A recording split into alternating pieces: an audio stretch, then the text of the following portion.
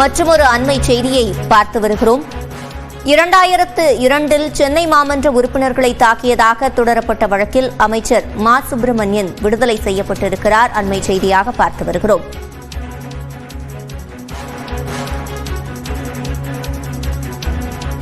இரண்டாயிரத்து சென்னை மாமன்ற உறுப்பினர்களை தாக்கியதாக தொடரப்பட்ட வழக்கில் அமைச்சர் மா. சுப்பிரமணியன் தற்போது விடுதலை செய்யப்பட்டிருக்கிறார்.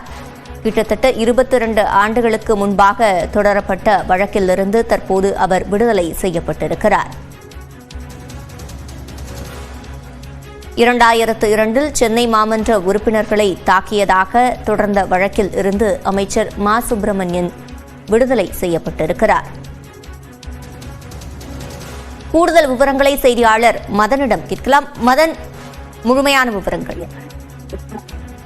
கடந்த 2002ஆம் ஆண்டு சென்னை மாநகராட்சியின் மாமன்ற கூட்டம் நடைபெற்றது. அப்போது துணை மேயர் கராச்சேரி தியாகராஜன் தலைமையில் இந்த ஒரு கூட்டம் நடைபெற்றது. அப்போது எதிர்கட்சியாக இருந்த திமுக சென்னை கண்ணப்பன் திடல் மீன் அங்காடி தொடர்பான ஒரு டெண்டர் தொடர்பான ஒரு பிரச்சனை எழுப்பியது. அப்போது ஆளும் அதிமுக மற்றும் திமுக உறுப்பினரிடையே ஒரு மிகப்பெரிய வாக்குவாதம் ஏற்பட்டு தள்ளுமுள் ஏற்பட்டது. இதை தொடர்ந்து திமுக உறுப்பினர்கள் மைக் மற்றும் பிளாஸ்டிக் நாற்காலி உள்ளிட்ட பொருட்களை கொண்டு அதிமுக உறுப்பினர்களை தாக்கியதில் அதிமுக மாமன்ற உறுப்பினராக இருந்த ஜீவரத்தினம், பரிமலா, மங்கையர்கரசி, குமாரி உள்ளிட்ட பலருக்கு பலத்த காயங்கள் ஏற்பட்டது. இது தொடர்பாக அதிமுக மன்ற உறுப்பினர்கள் சுகுமார் பாபு மற்றும் மாநகராட்சி மன்ற செயலாளர் ரீட்டா ஆகியோர் சென்னை பெரியமேடு காவல் நிலையத்தில் புகார் அளித்தார்கள்.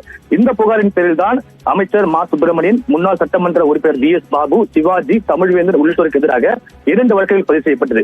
பல ஆண்டுகளாக நிலுவையில் இருந்த வழக்கில் தான் கடந்த 2019ஆம் ஆண்டு குற்றப்பத்திரிகை தாக்கல் செய்யப்பட்டது. இந்த வழக்கை பின்னர் சென்னை MP மற்றும் MLA-க்கள் மீதான வழக்கில் விசாரிக்கும் சிறப்பு நீதிமன்றத்துக்கு மாற்றப்பட்டு நீதிபதி ஜெயவேல் முன்பு விசாரணை நடைபெற்று வந்தது. காவல்துறை தரப்பில் இதுவரைக்கும் 70க்கும் மேற்பட்ட சாட்சிகள் விசாரணை நடைபெற்று குறுக்கு விசாரணை நடைபெற்று முடிந்துதான் இந்த வழக்கில் தீர்ப்பு வழங்கினார்கள். அப்போது இந்த தீர்ப்பு வழங்கிய நீதிபதி இந்த வழக்கை பொறுத்த வரைக்கும் எந்த ஒரு குற்றச்சாட்டு நிரூபிக்கப்படவில்லை. குறிப்பாக அரசு சாட்சிகள் கூட பிறல் சாட்சிகள் மாற்றப்பட்டு விட்டார்கள். எனவே இந்த வழக்கில் இவர்கள் மீது குற்றச்சாட்டுக்கு போதிய ஆதாரம் இல்லை என்பதால் அனைவரையும் தற்போது விடுதலை செய்து தற்போது தீர்ப்பை வழங்கியுள்ளார். இந்த வழக்கு தீர்ப்பு வழங்கப்படும் போது அமைச்சர் மா. சுப்பிரமணியன், BS பாபு உள்ளிட்ட அனைவரும் இன்று நீதிமன்றத்தில் வந்தார்கள். இந்த ஒரு தீர்ப்பு வழங்கப்பட்ட பின்னர் தற்போது தீர்ப்பு நகல் அவர்களுக்கு வழங்குவதற்காக அவர்கள் தற்போது இந்த நீதிமன்ற வளாகத்தில் காத்துள்ளார்கள். 22 ஆண்டுகளுக்கு முன்பாக தொடரப்பட்ட வழக்கிலிருந்து அமைச்சர் மா. சுப்பிரமணியன் விடுதலை செய்யப்பட்டிருக்கிறார். இந்த வழக்கில் குற்றம் சாட்டப்பட்ட அனைவரும் விடுதலை செய்யப்படுவதாக தற்போது நீதிமன்றம் தீர்ப்பு வழங்கியிருக்கிறது. மதன், இந்த வழக்கின் பின்னணி? அதாவது கடந்த 2002ஆம் ஆண்டுதான் இந்த சென்னை மாநகராட்சி மன்றத்தின் கூட்டம் நடைபெற்றது. அப்போது அந்த மன்றத்தின் துணை மேயராக கராச்சேரி தியாகராஜன் இருந்தார். அவர் தலைமையில் தான் அந்த ஒரு கூட்டம் நடைபெற்றது. அப்போது அதிமுக ஆட்சி காலம். அப்போது எதிர்கட்சியாக இருந்த திமுக அந்த மன்ற கூட்டத்தின் போது அந்த சென்னை கண்ணப்பன் திடல் மீன் அங்காடி டெண்டர் விடப்பட்ட தொடர்பாக ஒரு பிரச்சனை எழுப்பியது. அந்த டெண்டர் விடப்பட்டதில் பல்வேறு முறைகேடுகள் ஏற்பட்டதாக அவர் பிரச்சனை எழுப்பினார்கள். அப்போது திமுகவிற்கும் அதிமுக மன்ற உறுப்பினருக்கும் இடையே மிகப்பெரிய ஒரு வாக்குவாதம் ஏற்பட்டு பின்னர் கைகலப்பாக மாறியது.